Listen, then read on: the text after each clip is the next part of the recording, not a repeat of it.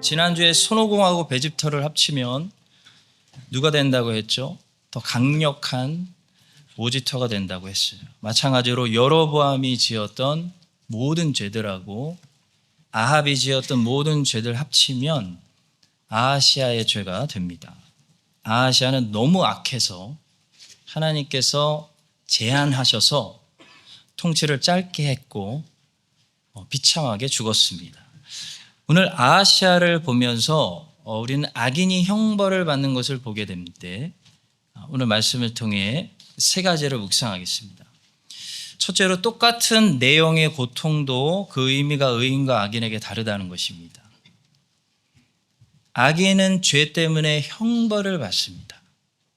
근데 의인은 죄 때문에 징계를 받는 겁니다. 악인이 죄 때문에 받는 형벌은 하나님의 정의를 실현시키고 의인이 죄 때문에 받는 형벌은 자식을 향한 하나님의 사랑을 드러냅니다. 그러니까 둘 다 목적이 있습니다.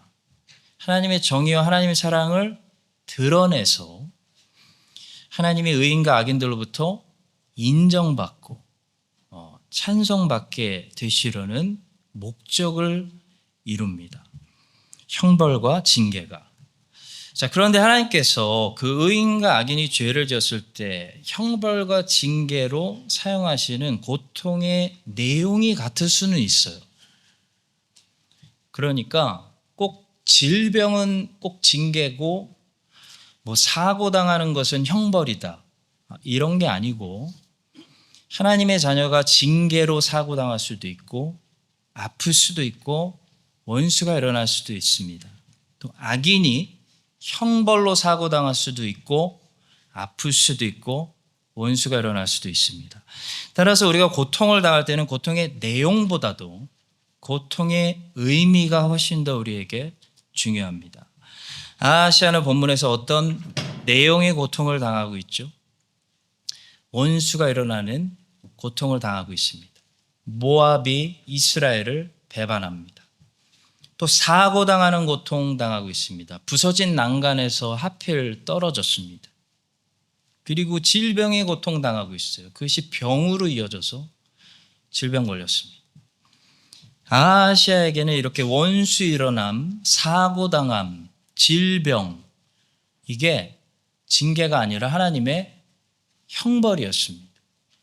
근데 우리가 하나님의 자녀라면 아하시아처럼 비슷한 일을 당해도 하나님이 우리를 미워해서 우리 죄를 갚기 위해서 형벌 주시는 게 아니고요. 우리가 받아야 하는 형벌은 예수님이 대신 받으셨습니다. 하나님의 자녀가 받는 것은 징계라고 불러요. 징계. 형벌과 징계는 내용이 같을 수는 있어도 목적이 완전히 다릅니다. 형벌의 목적은 멸하는 겁니다. 징계의 목적은 회복시키고 살려내는 것입니다.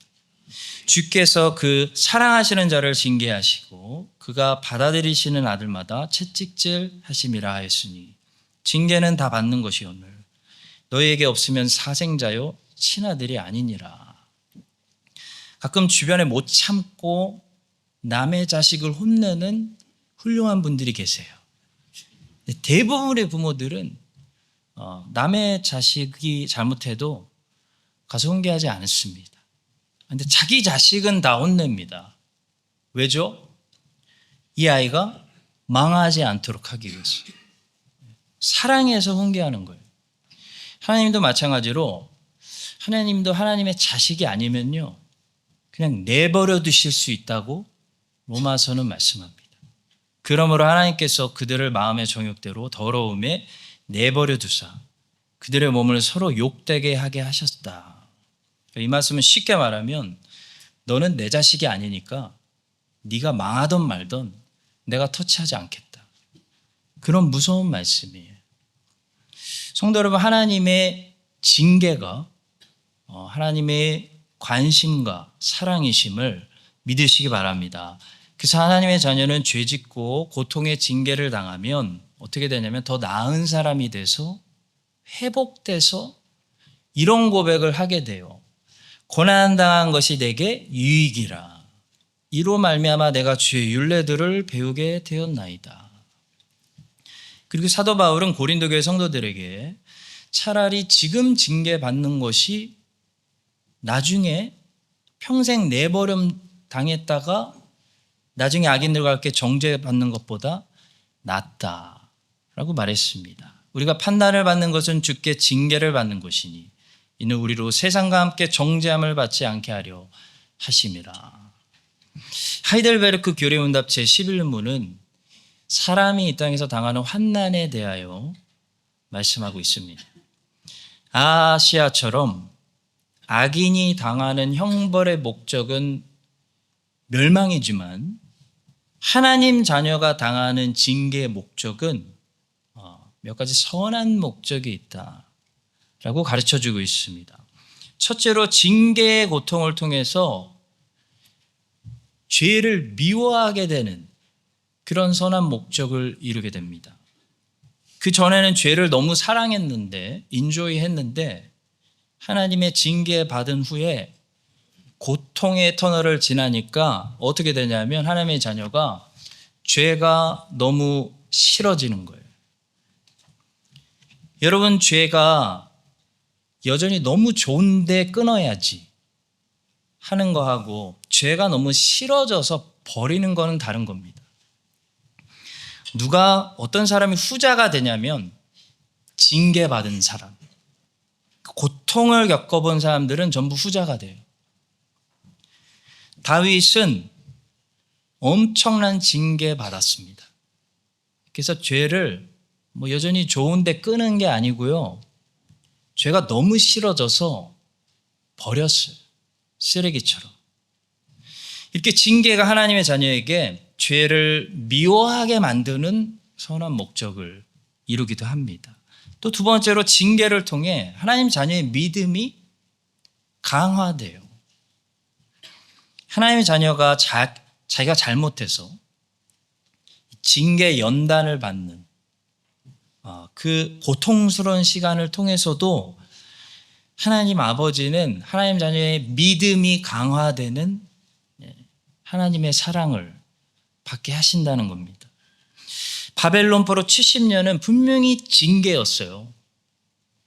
근데 그 연단의 시간이었거든요. 근데 그 연단의 시간을 통해서 그거 다녀오고 하나님의 백성들은 믿음이 훨씬 더 강화됐어요. 그래서 돌아왔습니다.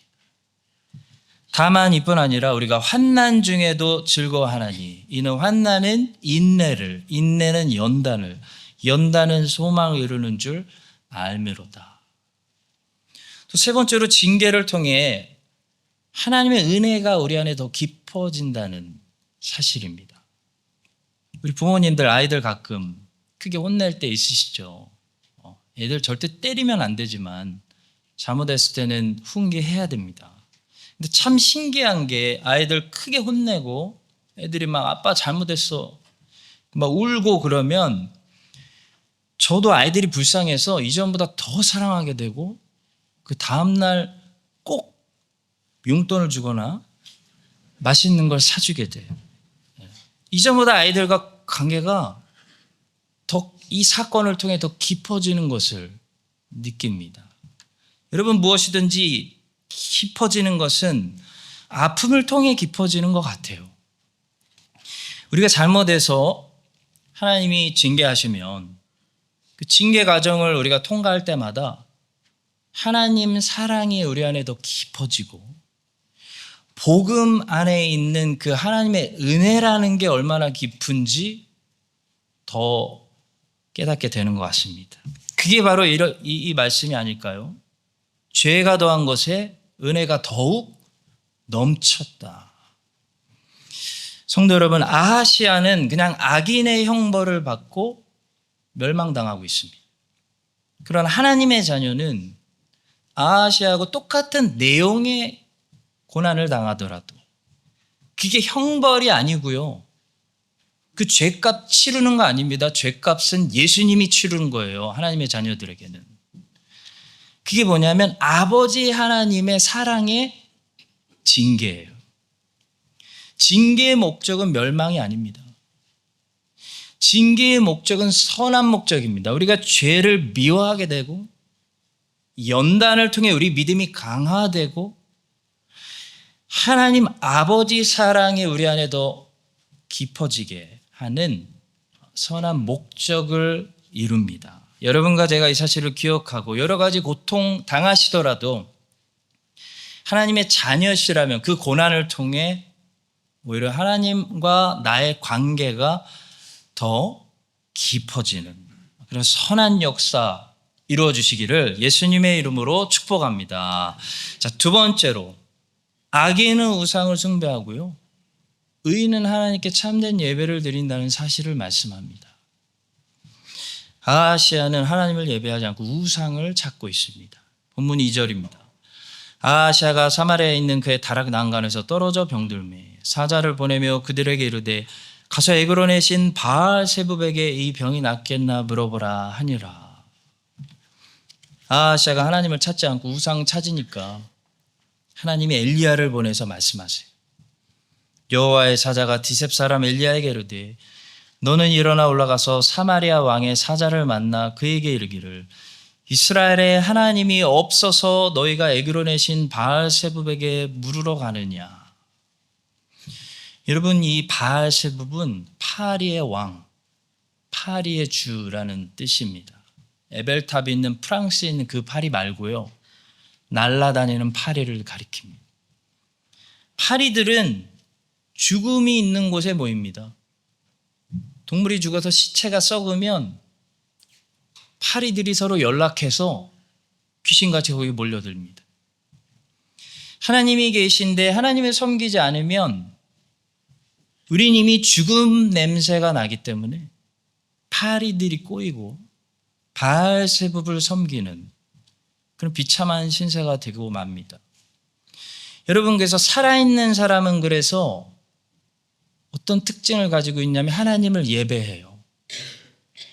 영혼이 살아있다는 특징은 예배로 나타납니다. 근데 죽어있는 사람은 하나님은 예배할 수가 없어요. 아무것도 안 느껴지거든요. 죽어있는 사람은 영혼의 죽음 냄새가 나기 때문에 파리들이 꼬이기 시작하고 바알세붑을 섬기는 우상숭배자의 삶을 살아가게 되는 것입니다. 그래서 우리가 죽어있다가 성령이 중생하게 해주셨을 때 제일 먼저 우리에게 일어나는 변화는 기억나실 거예요. 도덕적인 변화가 아니었어요. 뭐죠? 자꾸 예배 자리에 오게 된다는 거예요. 내가 크리스찬이 된 후에 제일 먼저 일어나는 변화는 예배 자리에 나오게 돼요. 10계명 중에 1계명과 2계명은 특별히 하나님의 예배와 관련된 계명입니다. 많은 분들이 1계명과 2계명을 잘 구별하지 못하시거나 이게 똑같은 계명을 다른 말로 두 번 반복해서 강조하고 있다고 생각하는데요. 그렇지 않습니다. 1계명과 2계명은 예배에 관련된 계명인데 서로 다른 계명입니다. 제1계명은 누구에게 예배할 것인가, 예배의 대상에 관한 말씀이고, 제2계명은 어떻게 예배 드려야 하는가, 그러니까 예배 자체에 관한 말씀입니다. 제1계명은 거짓된 신을 경계하라는 말씀이고요, 제2계명은 거짓된 예배를 경계하라는 말씀이에요. 그러니까 첫 번째 계명은 이교를 경계하는 말씀이고 두 번째 계명은 이단을 경계하는 말씀이에요. 기독교인들이 아닌 사람들은 제1계명을 어기고 있는 것이고 기독교인들은 제2계명을 어길 때가 많이 있습니다. 본문의 아하시아는 제1계명을 어기고 있고 이스라엘 백성들은 시내산 밑에서 금송아지 만들어 놓고 우리를 애굽에서 인도하신 야훼 하나님을 예배하자 하면서 춤추고 떠들면서 제2계명을 어겼습니다. 여러분과 저는 교회를 다니기 때문에 적어도 기독교인이라고 고백을 하기 때문에 우리는 아하시아처럼 에그론의 신을 섬기겠습니다. 하면서 1계명을 어기지는 않고 있어요. 근데 우리도 정신 차리고 바른 예배 드리지 않으면요, 우상 숭배 드리고 있으면서 내가 하나님을 예배하고 있다, 착각에 빠져서 2계명을 언제든지 어길 수가 있습니다. 그래서 조심해야 됩니다. 자, 그렇다면 우리의 예배가 언제 변질되고 언제 우상 숭배로 바뀌게 될까요? 10계명 안에 힌트가 있습니다. 그 2계명 안에 말씀하셨어요. 하나님이 우리가 언제 우상 숭배하게 되는지 2계명 안에 말씀하셨어요. 이렇게 말씀하셨습니다. 너를 위하여 새긴 우상을 만들지 말고. 여기 두 가지 답이 있습니다. 하나는 너를 위하여 이고요, 하나는 새긴 이라는 뜻입니다. 먼저 너를 위하여가 우상 숭배를 시작하게 하는 원인입니다. 예배라는 것은 누구의 만족을 위한 거죠? 하나님 만족을 위한 거지 내 만족을 위한 게 아닙니다. 근데 이스라엘 백성들이 언제 금송아지 만들었냐면, 정확히 언제 만들었냐면 모세가 40일 동안 안 보일 때 만들었어요. 그때 금송아지 만들었어요. 왜? 답답해서 만들자고 한 거예요. 성경은 우리 안목에도 정욕이 있다고 말합니다. 그걸 안목의 정욕이라고 부르죠. 풀어서 설명하면 보고 싶은 욕구예요. 봐야 직성이 풀리고 보면 안심하고 마음이 편해지고 만족이 되는 욕구를 말합니다. 이스라엘 백성들은 하나님을 보지 못했습니다. 왜냐하면 하나님은 영이셔서 보이시는 분이 아니었기 때문이에요. 그래서 답답했는데 그나마 하나님의 종 모세가 보였기 때문에 그 답답함을 모세 보면서 참은 건데, 모세가 산에 올라가서 40일 동안 안 보이니까 이스라엘 백성들은 그때 견디지를 못하고 우상을 찾았어요. 보이는 형상을 찾은 겁니다. 그들은 보이지 않는 하나님을 보이는 하나님으로 만들어서 만족하고 싶었습니다. 그래서 그들이 당시 그들 문화에서 상상할 수 있는 가장 좋은 형상으로 하나님을 표현했는데 그게 바로 금송아지였어요. 하나님은 하나님을 보이는 하나님으로 표현하는 순간 하나님의 영광이 훼손되기 때문에 하나님을 보이는 어떤 형상이로든지 형상화하지 말라고 말씀하셨습니다. 그것이 우상숭배 금지법 2계명입니다. 근데 많은 사람들이 예배의 자리에서 자기 만족을 찾습니다. 그래서 자기가 만족하면 예배 잘 들었다고 생각하고 자기가 만족하지 않으면 예배가 별로였다고 생각해요. 그러나 여러분, 예배는 우리 만족을 위한 게 아닙니다. 우리 기분을 만족시키는 것이 예배가 아니에요. 내가 느끼기에 만족스러운 예배가 참된 예배가 아니에요. 참된 예배가 우리 기분에 오히려 별로일 수도 있어요. 하나님 받으시는 참된 예배가 우리 느낌에는 답답하고 지루할 수도 있어요. 하나님의 영광이 가장 드러나는 참된 예배가 육체에 속한 사람들에게는 아주 곤욕스러운 시간이 될 수도 있어요. 제가 아는 어떤 분은 제가 설교가 길어서 아주 짜증나신대요. 그런 말씀 저에게 하시는 분도 대단해요. 근데 저는 그분의 만족을 위해서 설교하는 것이 아니고 하나님의 영광을 교회에 드러내요. 하나님이 만족하실 만한 설교를 해야 되기 때문에 주시는 대로 이 정도 이 길이가 나오는 겁니다. 제가 부족해서 그렇죠. 근데 여러분, 인도네시아에서는요, 제가 이래봬도 설교 짧은 목사로 유명합니다. 갈 때마다 짧다고 혼납니다. 성도 여러분, 너를 위하여 새긴 우상을 만들지 말아라 말씀하십니다. 우리 예배는 우리 만족을 위한 게 아닙니다. 주님의 영광을 위한 것이고, 주님의 영광을 위할 때 주님의 백성들에게는 그런 예배가 가장 만족스러운 예배가 될 것입니다. 두 번째 단어는 새긴이라는 단어인데요. 새기다, 가공하다, 만들어낸다는 뜻입니다. 예배가 우리를 위한 예배가 될 때 우리는 자꾸 새로운 것을 만들어내야 됩니다. 왜 만들어낼까요? 우리가 스스로 실증을 먼저 느끼기 때문이에요. 우리가 우리의 옛 것에 빠르게 실증을 느끼기 때문에 자꾸 만들어내고 가공해야 되고 또 자극적으로 새로운 것을 만들어내야 됩니다. 그러나 하나님은 실증스러운 분이 아니고요. 실증을 느끼시는 분도 아니고 하나님은 날마다 우리를 새롭게 하시는 분입니다. 그래서 바른 예배는 항상 똑같아도 매일 새롭습니다. 근데 우상숭배는 항상 새롭게 해도 금방 실증납니다. 질리게 됩니다. 영과 진리로 드리는 참된 예배는 예배가 계속 변하는 것이 아니고 예배가 항상 새로워지는 것입니다. 변하는 것과 새로워지는 것은 다른 거예요. 항상 새거 같은 느낌. 이게 새로워지는 예배입니다. 여러분 비전센터 너무 좋죠? 대답하세요. 좋으세요? 네. 우리가 왜 좋아할까요? 제 이유를 알려드릴게요. 새거라서 그래요. 새거 얼마나 좋습니까? 새거. 참된 예배는 근데 10년을 드려도 매일 드려도 항상 처음 드리는 것 같이 새 것 같이 새롭기 때문에 좋은 거지 예배가 계속 변화되고 진보되기 때문에 좋은 게 아니에요.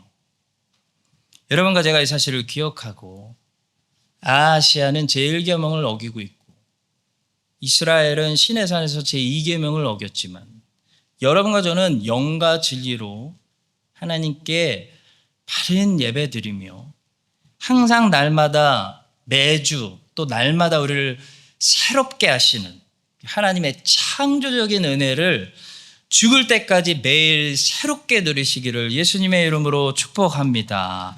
자, 마지막 세 번째로 우리 하나님은 주인이시기 때문에 우리를 마음대로 지명하시고 명령하신 권리가 있다라는 사실을 말씀드립니다. 자, 본문에 보시면 엘리야가 다시 등장합니다. 왜냐? 하나님이 다시 지명하셨기 때문이에요. 하나님이 지명하고 명령하면 엘리야는 다시 등장하고 엘리야는 다시 현장으로 출동합니다. 자, 이런 모습에서 우리는 엘리야의 충성스러움, 순종만 보는 게 아니고요. 뭘 보냐면요. 하나님의 주인 되심을 봐요. 아, 엘리야의 주인이 하나님이구나. 하나님의 주권을 보게 됩니다. 그래서 하나님 마음대로 하는구나, 엘리야에게. 그걸 본다는 거예요. 하나님이 엘리야의 주인입니다. 그래서 하나님은 누구를 선택할 권리가 있으시고요. 누구에게든 명령하실 권리가 있으십니다. 그래서 본문에서 우리가 하나님의 이 주권을 보면서 내 삶에서도 지명하시고 명령하시는 하나님의 주권을 우리가 봐야 됩니다. 여호와의 사자가 디셉 사람 엘리야에게 이르되 지명입니다. 너는 일어나 올라가서 사마리아 왕의 사자를 만나 그에게 이르기를. 명령입니다. 지명과 명령입니다. 하나님의 엘리야를 지명하시고 사마리아 왕이 보낸 사자를 만나서 이런 말을 전하라. 명령하십니다. 엘리야는 그 하나님의 주권, 곧 하나님이 자기의 주인 되심을 믿고 인정했기 때문에 다시 등장하고 있습니다. 여러분과 저는 하나님의 주인 되심을 인정하고 있나요? 그렇다면 우리들의 주인은 오늘날 우리들에게 뭐라고 명령하고 계십니까? 예수님의 주인 되심을 깨닫게 해주는 두 이야기를 성경에서 나누고 싶습니다. 첫 번째 이야기는 요한복음 8장에 나오는 이야기입니다. 바리새인들이 예수님을 트집 잡으면서 생긴 이슈인데요. 바로 예수님이 자기 스스로를 증언하시기 때문에 예수님의 증거는 참된 증거가 될 수 없다라는 트집이었습니다. 한번 들어보시죠. 바리새인들이 이르되 내가 너를 위하여 증언하니 내 증언은 참되지 아니하도다. 자, 먼저 분명히 해야 될 것이 있습니다. 예수님은 스스로만 증거하신 것이 아니고 이미 구약시대 때부터 수많은 선지자들을 통해 증거되신 분이다. 이 사실 먼저 우리가 잊지 말아야 되겠습니다. 근데 예수님은 스스로도 증거하셨습니다. 내가 메시아다.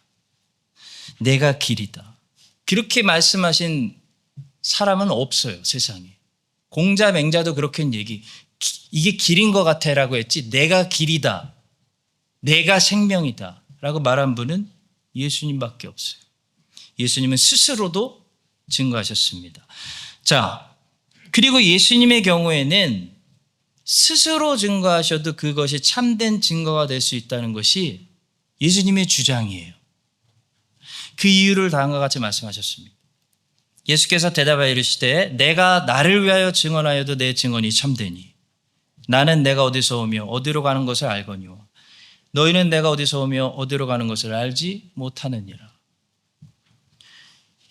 여러분, 우리의 경우에는 우리 스스로 우리를 증거하는 것보다 남들이 나를 증거해 주는 것이 훨씬 더 효과적입니다.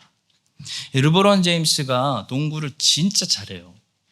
그런데 더 인정을 받지 못하는 실수가 있었는데 자기가 자기 스스로 내가 최고의 선수예요 라고 말했기 때문이에요. 마이클 조던은 왜 인정받냐면 자기가 자기 입으로 내가 최고의 선수예요 라고 말한 적이 없기 때문이에요.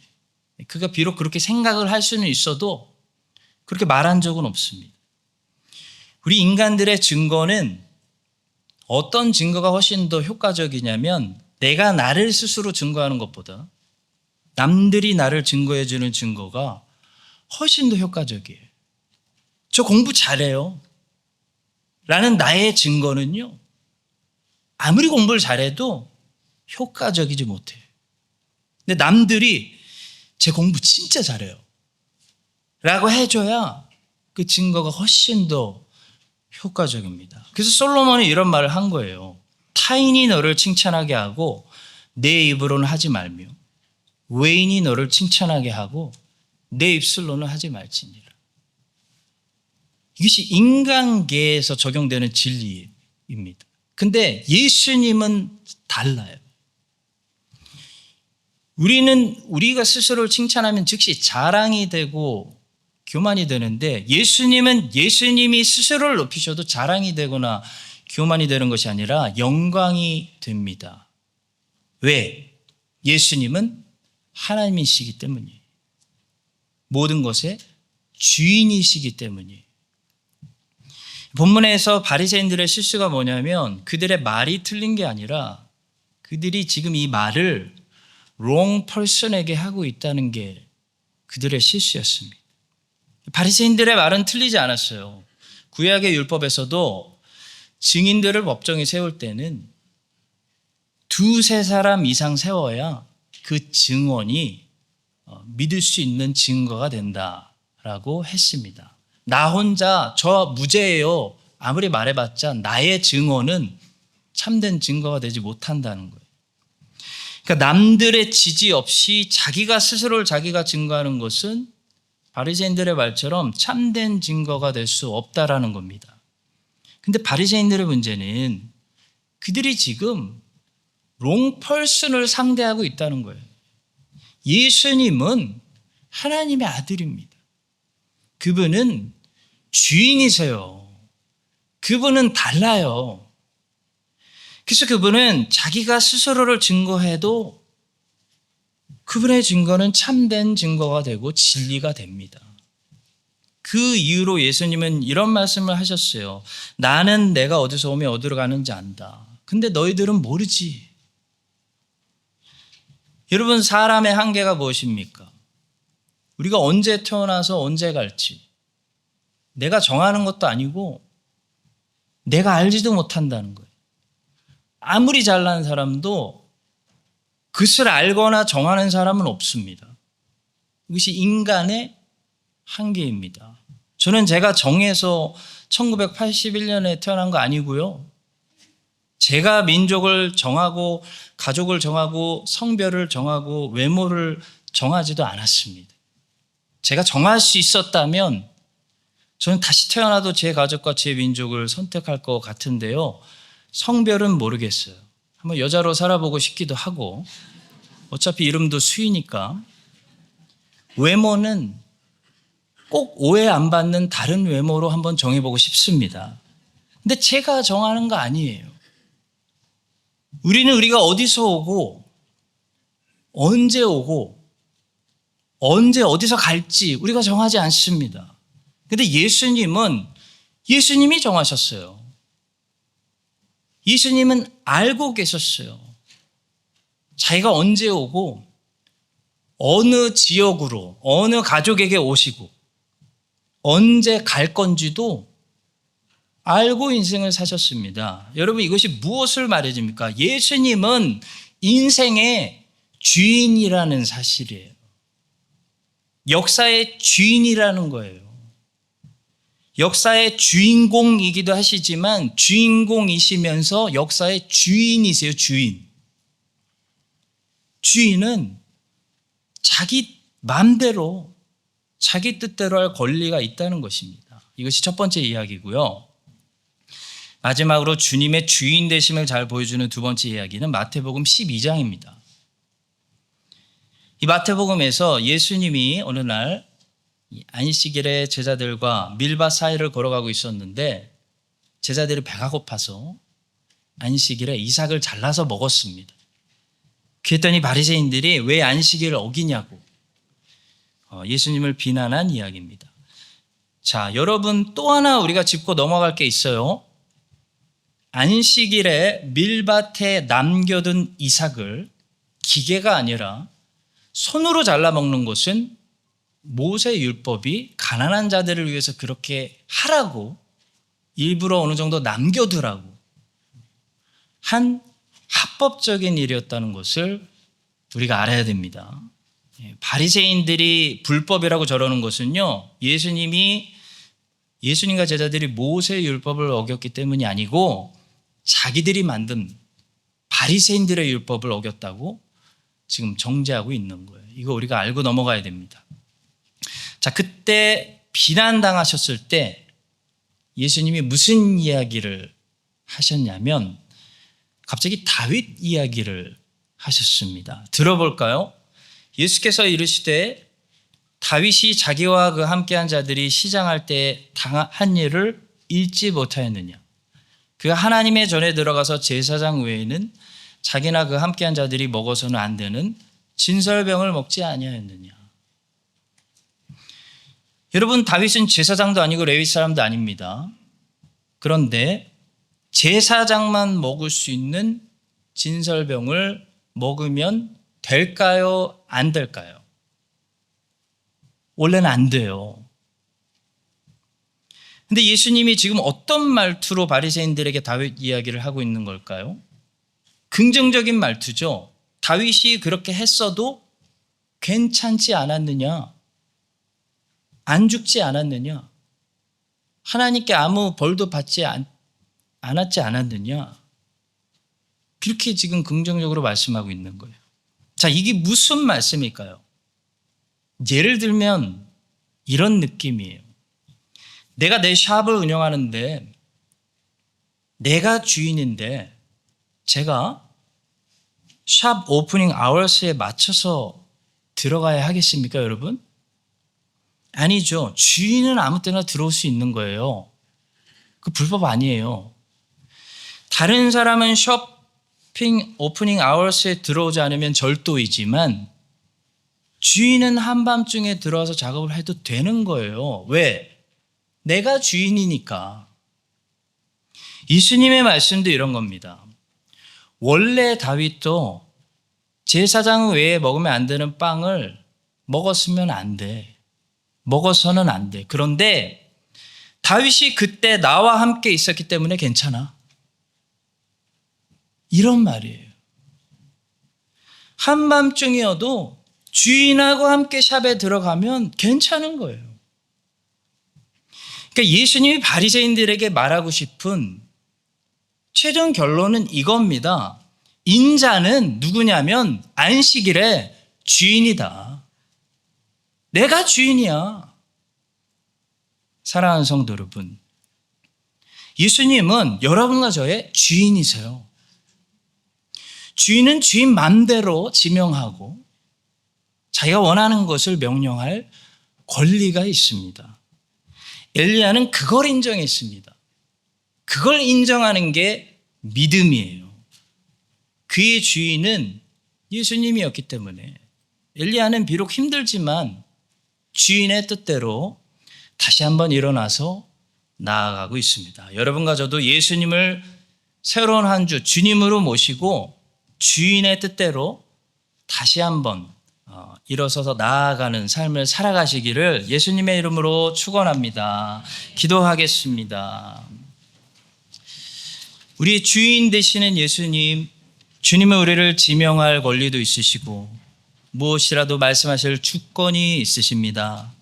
내 마음대로 아니라 주인의 마음대로 사는 엘리야 같은 종들이 되게 하여 주시옵소서. 아시아처럼 다른 신을 예배하지 않게 하시고 광야 이스라엘처럼 잘못된 예배를 드리지 않게 하여 주시옵소서. 아시아는 형벌받아서 멸망당했지만 하나님의 자녀들은 아버지의 징계를 받사오니 고난이 우리에게 오히려 유익이 되게 하사 하나님의 자녀들이 더 성숙해지는 선한 결과 이루어 주시옵소서. 예수님의 이름으로 축복하며 기도합니다.